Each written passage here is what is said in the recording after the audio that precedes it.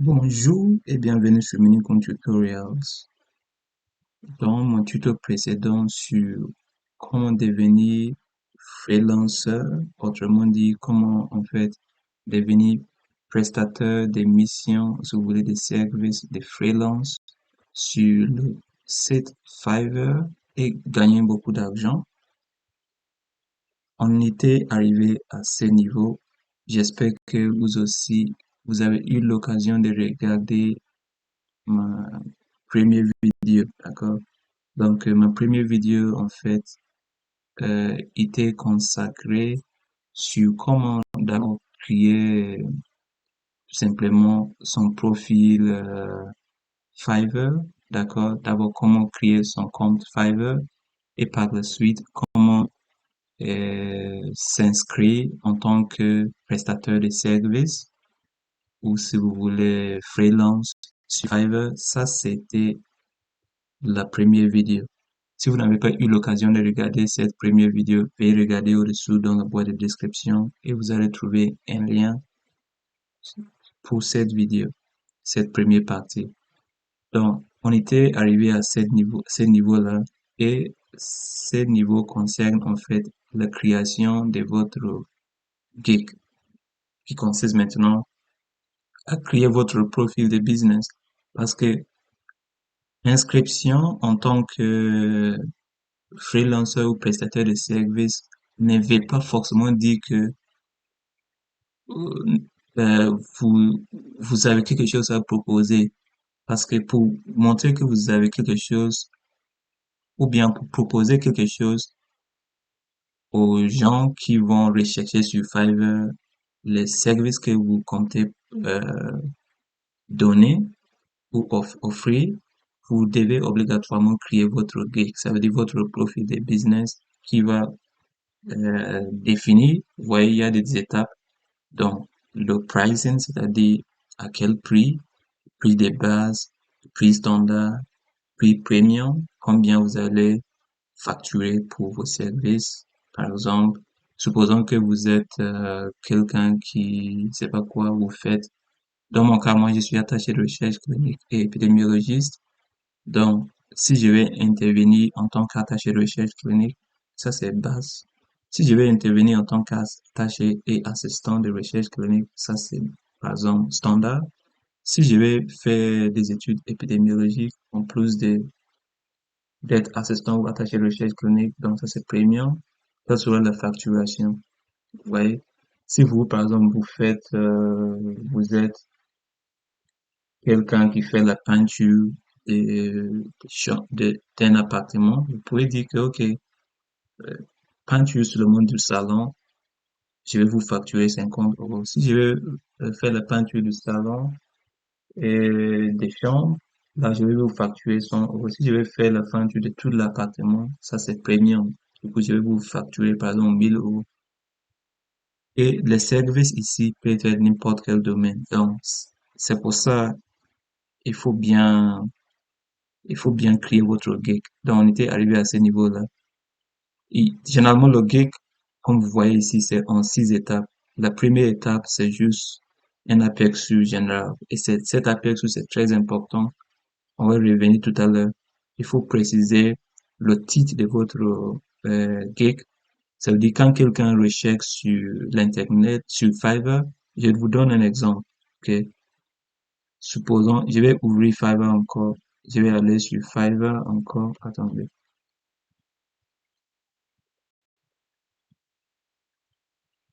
Comme ça, vous allez comprendre ce que j'essaie de dire. Donc, vous voyez par exemple que si quelqu'un est sur Fiverr en tant que acheteur, ça veut dire quelqu'un qui veut acheter du bien ou des services, lui, il va chercher tout simplement ici ce qu'il a besoin. Supposons qu'il veut des personnels de recherche clinique, il va tout simplement chercher recherche, par exemple. Et vous voyez ici plusieurs profils qui parlent de la recherche. Donc, chacun, vous voyez, ici, ça, c'est le gig de chacun. Ça, c'est le profil de business. Ça, c'est l'offre. Le gig ici, c'est l'offre, en fait. C'est l'offre de chacun. Quels sont les services qu'il propose. C'est ce que on est en train de faire ici, à cette étape. Donc, vous voyez que par exemple, Vous voyez, ce que vous voyez ici, c'est le titre de de l'offre. C'est ce qu'on appelle le titre de title. Le gig title ici, c'est le titre de l'offre. Donc, la personne a dit, par exemple, I will do your research as a PowerPoint presentation. Moi, je vais faire votre projet de recherche en tant que présentation PowerPoint. Ça veut dire, il va faire des diapos pour votre projet. C'est ce que lui, il a écrit ici. Et c'est très bien. Donc, si on regarde ici, ça c'est le titre. Moi, j'ai dit quoi? I will spice your project. I will spice up your project. Or you can say, I will spice up. I will spice up your project with best in class clinical trial and research services. Vous voyez, donc j'ai essayé de lui dire que, ok, je vais en fait, ça c'est ma façon, il faut écrire quelque chose de créatif pour attirer son attention, c'est votre titre. Vous pouvez écrire, ici en tout cas c'est en anglais, donc vous n'avez pas, il faut écrire en anglais. Après ici c'est la catégorie, ça c'est votre occupation. Donc il faut bien choisir la catégorie. Donc si je clique sur ces menus de relance, vous voyez bien les différentes catégories. Est-ce que vous êtes dans graphic design? Est-ce que vous êtes dans le marketing digital? Est-ce que vous êtes dans traduction ou rédaction des articles? Peu importe. Vous êtes dans le montage des vidéos et des animations. Vous êtes dans musique ou audio. Vous êtes dans programmation et tech. Vous êtes dans data science et intelligence artificielle, par exemple. Est-ce que vous êtes dans lifestyle, photographie, ainsi de suite. Donc, parfois, par exemple, moi, je suis dans le domaine de la santé. Aucune de ces catégories ne me parle. Donc, moi, j'ai choisi quoi? Business. Parce que peu importe le service que vous allez offrir sur Fiverr, à moins que vous vendez même si vous vendez un produit, ça dépend. Mais si vous êtes vendeur de services, vous êtes en quelque sorte un consultant de business, n'est-ce pas? Ou un consultant, bref. Et maintenant, si je regarde dans ce qui concerne business, je trouve pas aussi santé au-dedans. Personnellement, je trouve que Fiverr, il cible plus les choses informatiques et le marketing que les autres secteurs. Mais il faut essayer de vous retrouver. Donc, moi, j'ai pris autre, ADA, simplement parce que je trouve pas le sous-catégorie ici. Et après, c'est vos mots-clés. Les mots-clés sont très importants. Il faut entrer les mots-clés qui correspondent bien à votre secteur d'activité. Moi, en tant qu'attaché de recherche clinique, je serai dans le développement des médicaments, donc le développement thérapeutique, les essais cliniques. Donc, il faut aussi savoir les écrire en anglais si besoin, parce que, euh, voilà, healthcare, ainsi de suite. Et après, j'ai dit enregistrer, continue. Et si vous voulez, attendez, je vais retourner. Je vais vous montrer comment écrire les mots-clés. Donc, supposons que je vais supprimer ça, vous voyez. Pour écrire un mot-clé, ou c'est un mot-clé, c'est très simple. Moi, je vais trial. Donc, je vais dire trial comme ça. Et ça sort, j'ai choisi. Si jamais ça sort pas, ça veut dire que ça n'existait pas. Il faut choisir un autre mot-clé. Et c'est bon. Après, je dis enregistrer, continue. Et ça nous amène au niveau de la facturation. Donc, comme je vous ai expliqué, on a facturation de base, standard et premium en fonction des services que vous allez fournir. Donc, vous allez d'abord écrire le service, le nom du service. Donc, moi, j'ai écrit par exemple attaché de recherche clinique CRA, attaché ou assistant de recherche clinique, attaché ou assistant de recherche clinique et épidémiologiste. Vous voyez? Après, au-dessus, il faut décrire le service. Donc, vous allez écrire, par exemple, qu'est-ce que vous allez faire. Vous voyez, par exemple, monitoring, of clinical trials or observational studies, monitoring, ETMF management, data entry, bla bla bla. Donc, c'est comme ça, ainsi de suite. Donc, il faut bien détailler. Si premium, historique épidémiologie, donc je peux faire des analyses statistiques, rédaction des articles scientifiques, ainsi de suite. Et ici en bas, vous avez entre le minimum de facturation, c'est combien? C'est 5 dollars et 10 000. Donc, ça dépend des services que vous offrez. Si ce sont des choses qui nécessitent beaucoup de facturation, vous allez, donc, et avant même de parler de la facturation, c'est d'abord le délai de livraison. C'est très important. Donc, c'est vrai que pour des petits services, ça va prendre moins de temps. Plus c'est standard, ça va prendre encore plus de temps. Premium, vous aurez beaucoup de tâches et vous allez mettre plus de temps peut-être, ça dépend. Et la facturation aussi augmente dans le même sens. Donc, pour diminuer, vous mettez par exemple comme ça, avec ces menus de relance, vous voyez, les flèches en bas, c'est 5 le minimum. Moi, je commence à 15. Vous voyez, ainsi de suite. Et après, si vous voulez en fait ajouter d'autres services, vous pouvez le faire ici. Moi, j'avais pas d'autres services, donc je clique tout simplement sur enregistrer et continuer. Et ça m'amène ici. Donc ici, c'est quoi? La description de votre offre. Une étape aussi qui est très très importante. Il faut bien décrire qu'est-ce que vous allez offrir, qu'est-ce que vous n'allez pas pouvoir offrir. Et il faut aussi être poli. Donc, après, vous dites, n'hésitez pas à me contacter pour discuter de votre projet. Ouais. Et après, en bas, vous pouvez aussi faire ce qu'on appelle comment on l'appelle, FAQ. Donc, les FAQ ici, c'est pour dire les questions, frequently asked questions. Vous pouvez, en fait, pour pouvoir expliquer ou décrire votre offre, vous pouvez fournir des questions et des réponses.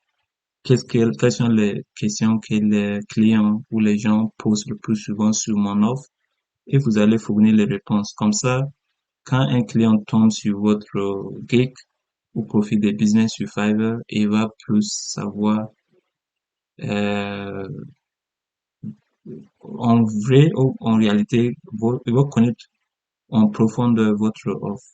Et s'il est d'accord, il vous choisit. Il est convaincu, il va vous choisir. Et maintenant, on est à la quatrième étape. La quatrième étape parle tout simplement des, des exigences, des exigences du client. Qu'est-ce que le client a besoin, par exemple? Est-ce que, quels sont c'est comme si, par exemple, vous êtes comment on dit? Vous êtes quelqu'un qui fabrique des chaises et vous allez poser des questions. Est-ce que vous voulez une grande chaise ou une petite chaise? Ainsi de suite à votre client. Donc, pour poser ces questions, vous cliquez sur Add New Question ici et vous allez commencer à écrire la question. Par exemple, euh, allez, c'est pas quoi. Vous pouvez écrire l'exigence, peu importe voilà. Après, vous cliquez sur Ajouter et vous pouvez continuer d'ajouter le nombre des questions que vous voulez poser à votre client sur ces exigences. Après, je clique sur Enregistrer continue et on arrive à une autre étape très importante qui est la galerie, si vous voulez, la photo de votre offre. Généralement, il est très important de prendre une photo qui très jolie, vous voyez, qui parle et surtout qui parle de votre offre. Vous comprenez ce que je veux dire? Donc moi, par exemple, j'ai mis cette photo qui est une photo que j'avais prise avec mes collègues de travail, mais ce n'est pas ça parle pas vraiment de la recherche clinique, ça parle pas de tout, mais ça c'est quelque chose de temporaire. Je vais le changer à n'importe quel moment, vous voyez. Donc, pour prendre une photo, vous allez tout simplement cliquer sur parcourir et sur votre ordinateur, vous allez choisir la photo. Soit vous glissez la photo et vous le mettez ici et ça va prendre. Donc, c'est comme ça. Après, vous faites enregistrer continue et on arrive à la dernière étape. Dans cette dernière étape, malheureusement, moi, j'ai, j'ai, je n'ai pas fait attention. Vous savez pourquoi? Parce que lorsque j'avais enregistré la première partie de la vidéo et en fait, j'avais fait ça moi-même, j'avais fait la saisie pour que lorsque je vais faire cette deuxième partie, je vais pas encore saisir tout ça, ça va prendre trop de temps. Et lorsque je suis arrivé à ce point, je me suis déconnecté sans faire le test. Donc, quand j'ai essayé de refaire le test, on m'a dit que je devais attendre jusqu'à 21 jours pour refaire. C'est un test d'anglais, en fait, qui, qui permet de valider que vous êtes quelqu'un qui a un bon niveau d'anglais et qui va pouvoir échanger avec vos clients sans problème. Malheureusement pour moi, j'ai pas fait le test et maintenant il m'a dit que je dois attendre jusqu'à 81 jours pour pouvoir refaire le test. Et après le test, normalement ça devait être tout de suite, mais comme moi je vous ai expliqué déjà pourquoi. Et après vous avez le test, parce que c'est un test d'anglais simple qui va valider que vous avez un bon niveau d'anglais. Après vous allez tout simplement publier votre gig. Vous allez cliquer sur Publish Gig et votre profil de business ou votre offre sera publié et les clients pourraient vous retrouver dans Fiverr. Je vous remercie beaucoup pour votre attention et veuillez vous abonner. Bonne chance dans votre business. Au revoir.